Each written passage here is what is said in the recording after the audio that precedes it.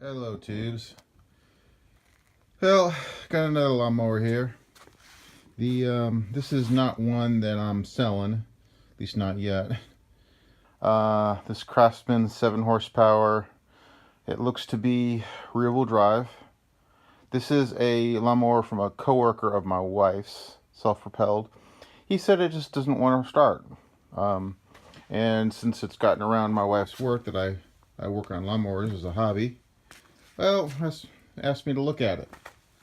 So what I've been able to determine after talking to him, and well, he never added oil to it after the initial when he got this. This is a 2010 model. Here's the you see, you can take a look there. That's the model number. Well, I checked the oil when I got this. There is almost nothing in it, and this is extremely hard to pull. It's not seized yet, so I don't know how much damage is done to the cylinder wall or the rings, but I told him I'd try to get it just at least run. Maybe it hasn't seized up, so it still might be savable. So what I'm going to do is take the spark plug out, spray some penetrating oil down the cylinder head, into the cylinder chamber, and see if it can loosen it up. It does pull. It's just extremely hard to pull.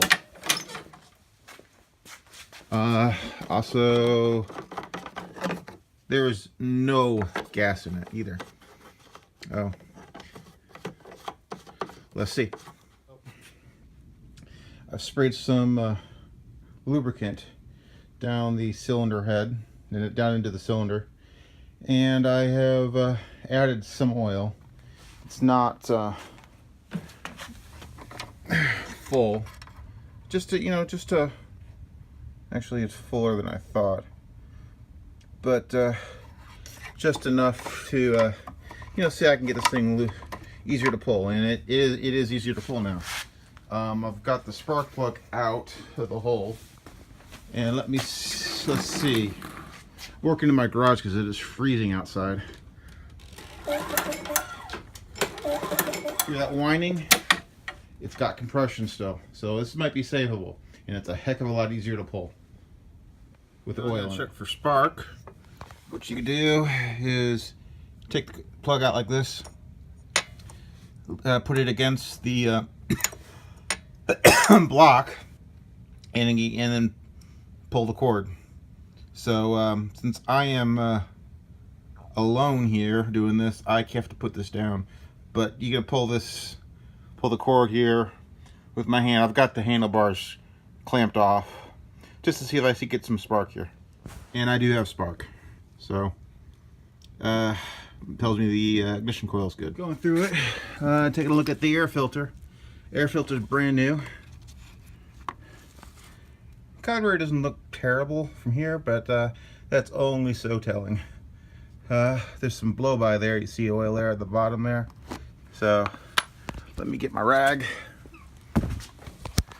and just wipe that off for now. Now, so yeah, you can see it there on the bottom of the air filter. So judging by the fact that it's 7:17 right now, I probably don't want to put gas in this and see if it runs. Might piss off my neighbors. Tomorrow I'll do this. It's the next day. This is a lawnmower that it's a coworker. It belongs to a coworker of my wife's. He couldn't get it to start, and I was gonna, I said I'd look at it for him. So I had discovered that there was almost no oil in it. It was extremely hard to pull, and since then I've added oil and some penetrating oil down the spark plug hole, and now it's a lot easier to pull now. Now I'm going to go ahead and try to run this thing. Let me get my third hand in place. I'm going to go ahead and start this.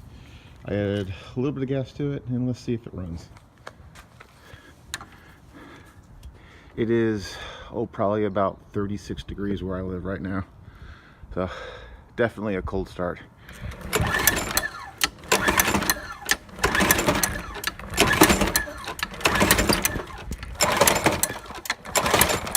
Some carburetor cleaner down the throat of the carburetor. See, this thing will kick over. It does have spark.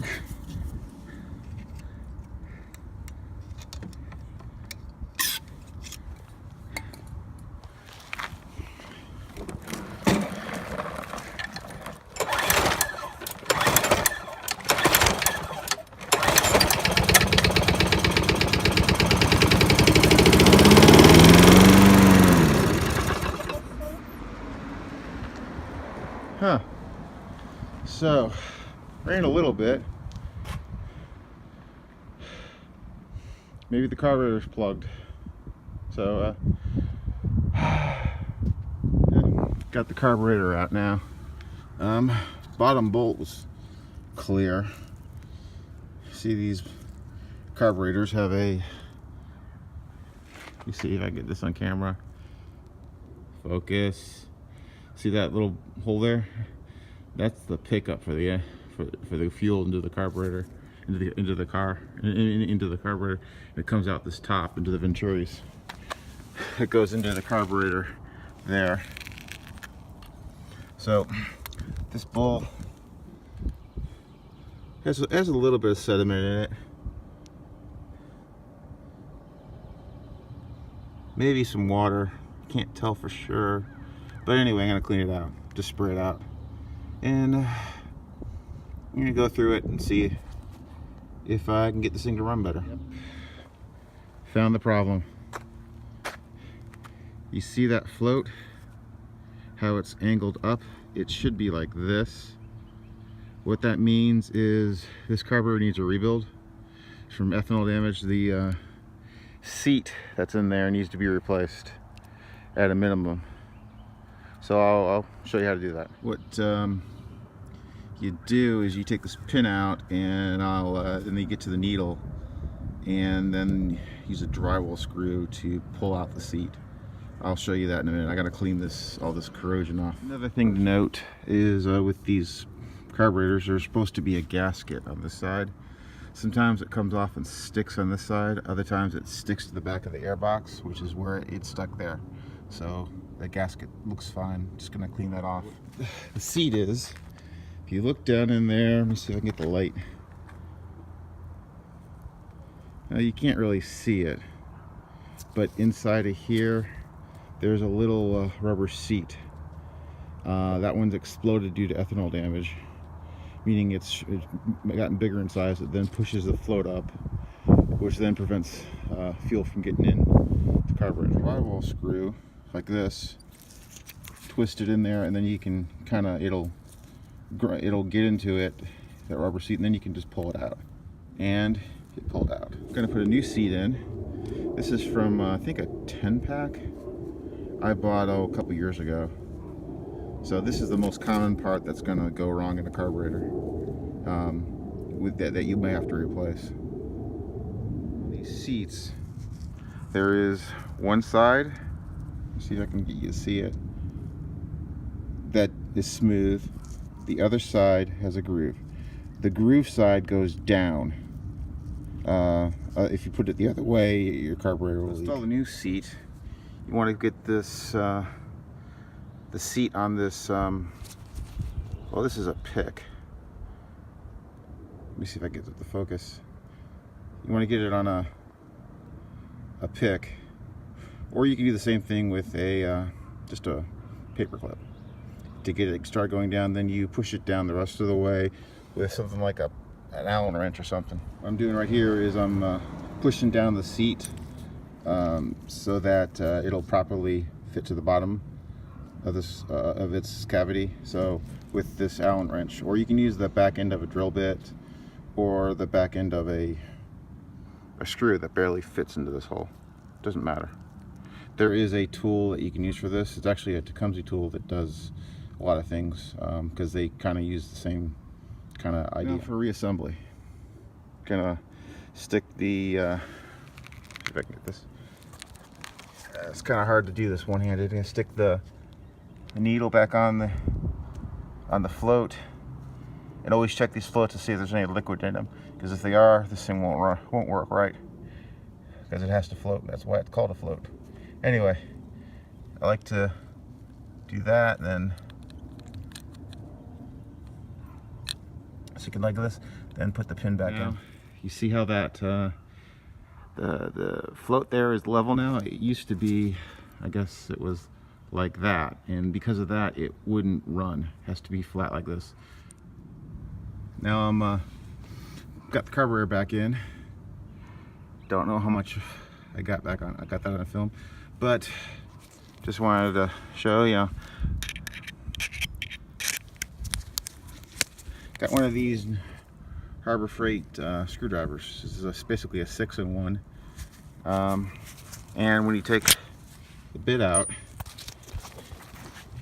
it's a 1/4-inch driver, which is what this needs. Now I've got it pretty much back together. I'm gonna leave it like this in case I need to make any adjustments. So let's see if this runs. This is just flop it on there. See if this runs now. It should.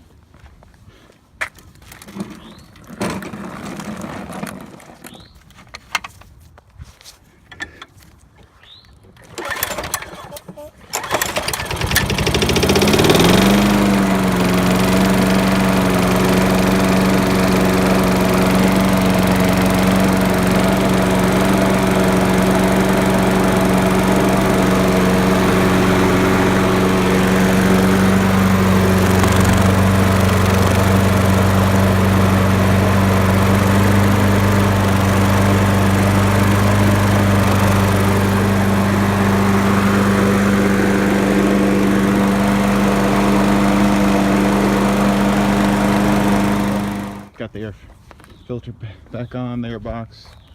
I'm gonna go ahead and give this a start.